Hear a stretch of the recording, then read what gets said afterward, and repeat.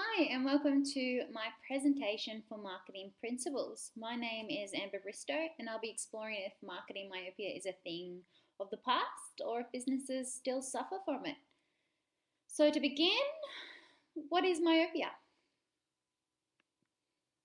For those of you who don't know, myopia describes the experience of distant objects appearing very blurry. So, people call it nearsightedness.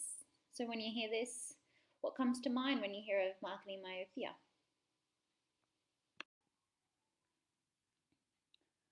So, marketing myopia, we refer to marketing myopia by Theodore Levitt in 1960.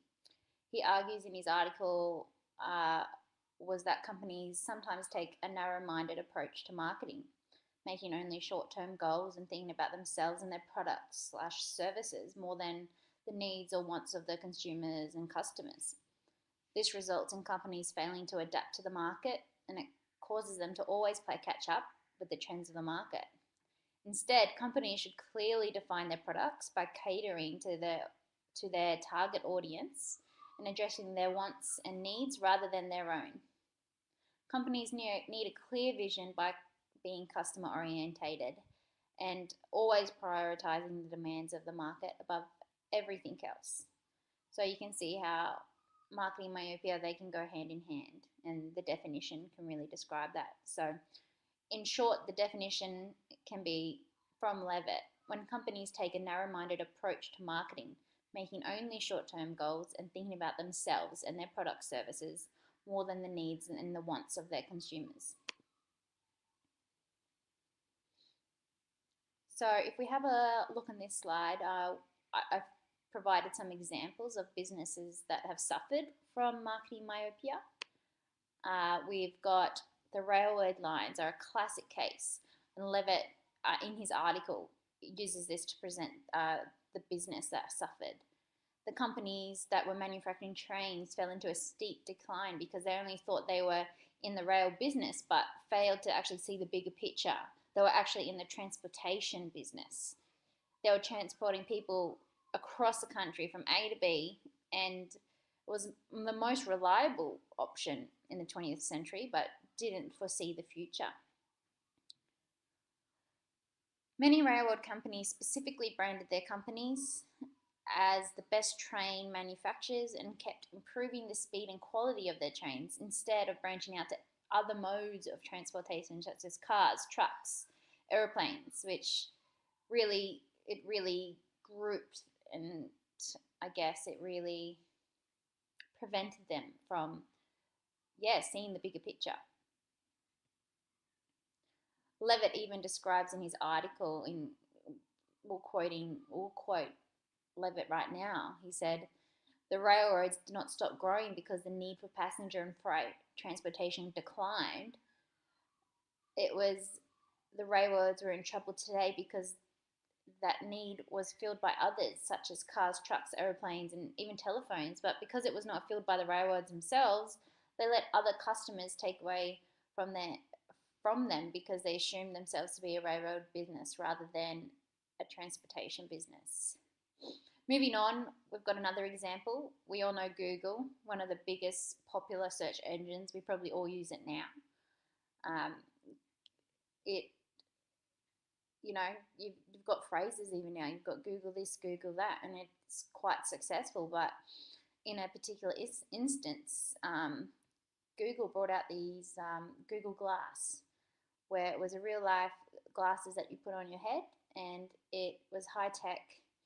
It served as an optical head mounted display, but they weren't really looking for the customers' needs. They were riding on the success of its search engine, and it's the name that they've given themselves. So Google Glass ended up in a steep decline. There was bad reviews, and it just goes to show you can't just ride on your name and the brand that you've given themselves. You actually have to look at what the customer's needs. And we've got another example that Levitt describes in his article is the oil and gas companies. So they're another example of how they failed, just like the trains, they failed to see the bigger picture. They really lived off petroleum and the oil gas companies, but they forgot to see that all the customers, they wanted a renewable, more environmental friendly source of energy. So they didn't even see that they were in the energy. They did see themselves in obviously the energy section, but they didn't actually see the bigger picture, explored other ways that they could produce energy like windmills, solar. But yeah, so that's another good example. And then following that, we've got ways that we can avoid marketing myopia. You know, we've got have a clear vision, be customer orientated, don't rely on the brand, just really focus on just the customers. Market research will go hand in hand in customer orientation. So do your market research, find out what customers want and need. We live in a day and age where we've got social media at the moment where, you know, it's so much easier to communicate to customers and get reviews and, you know, communicate, and they can communicate their needs a lot clearer now. You need to diversify your products. You know, in this day and age, there's so many different variations of products. There's, you know, have teeth whitening, for instance. There's 10 different products out there. What customer is going to pick which one and why? So you need that distinguishing element to your product, and marketing not just for selling. So it comes back to the customer orientation as well.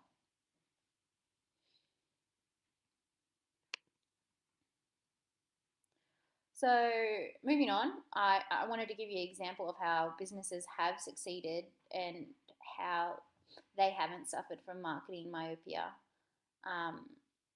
A really great example is Nike.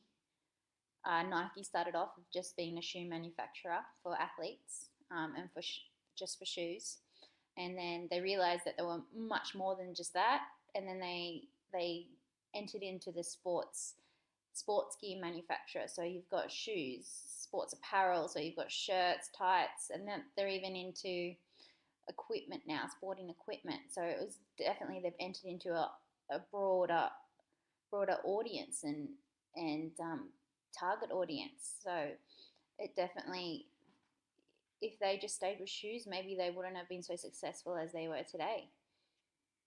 Another one, not so much went into a bigger, broader audience, but it was more very market focused. So we've got Nivea as a skincare lotion. They when they advertise, they have words like to improve oily skin, to improve dry skin. This is for this particular type. So they do definitely subtypes, but they're actually giving customers what they need. So they address the problems with people's skin and giving them some solutions to make it better. So that's really a great example, opposed to people that just, you know, they advertise. Instead, other people advertise and they might say our lotion is made 100% natural ingredients. This lotion uses coconut, or, you know, etc., etc. But, you know, they're really addressing the needs of the customers, and I think that's why they're quite a successful business. And then thirdly, we've got Tesla. You know, started out as just an electric car company, and now they've branched out. They've got solar energy for houses. You know, they've got stations. They've got so many different renewable energy. They realized they were in the renewable energy business and not just transportation. There's so much more to it. So that's a great example that a company starts out in just like a small category and then realizes, you know, there's a bigger picture. So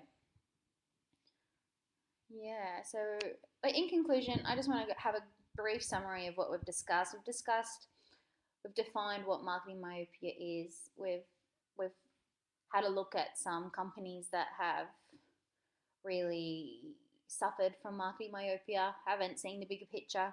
So we've got the trains, we've got that particular instance with Google, and oil companies not recognizing different avenues they could have taken to look at the customer's needs. We've had a look at some tips to avoid marketing myopia, and we've actually had we had a look at some great examples to show you know when businesses they really strive with their marketing and customer focused. So yeah, so if I was in class, I would have asked some questions about marketing myopia and you know get some feedback. But in my personal experience or my personal opinion, I think marketing myopia is reducing with all these different elements in technology. I really think that it's a bit hard not to be customer focused. I'm sure people still do it, but our degrees are showing us, you got to have qualifications for marketing, and they're really showing us the right ways to get there. So thank you for listening, and I hope to hear your feedback soon. Thank you.